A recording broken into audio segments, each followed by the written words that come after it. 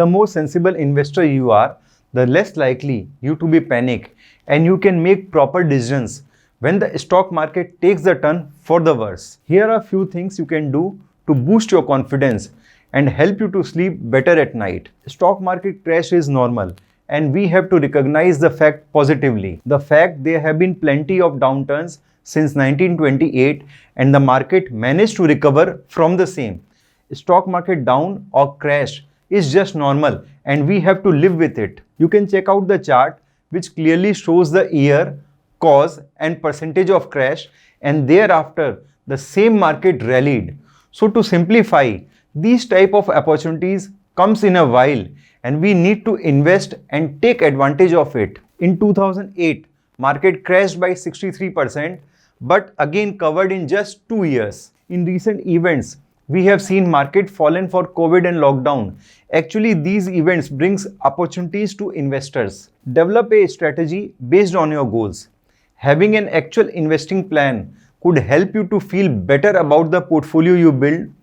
Figure out what milestone you are saving for and determine how much tolerance you have for risk. From there, decide how you'll assemble a portfolio. Always invest in funds according to your goal. If you have short-term goal, go for liquid or debt fund, and in long term, certainly invest in equity-based funds. Understand asset allocation rules. As a general rule, the closer you are to retirement, the less risk you should take in your portfolio. There are no exact allocation rules in this regard.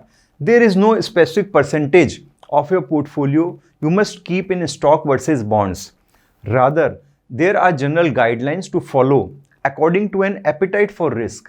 As a general rule, aim to have somewhere between 40 to 60% of your assets in equities and rest in debt if you are about to retire. If you are younger, however, feel comfortable having more of your assets in equities since you have time to ride out market downturns. For example, if you are in your 30s, you might go so far as having 80 to 85% of your assets in stocks and 20% or less in bonds. Young guy will appear with a pie chart having more equity and an old guy having less equity in a pie chart. Tracking current market opportunities are also viable options. For example, healthcare, technology, and overseas equities. Accordingly, we can shift our money and take advantage as a momentum investor.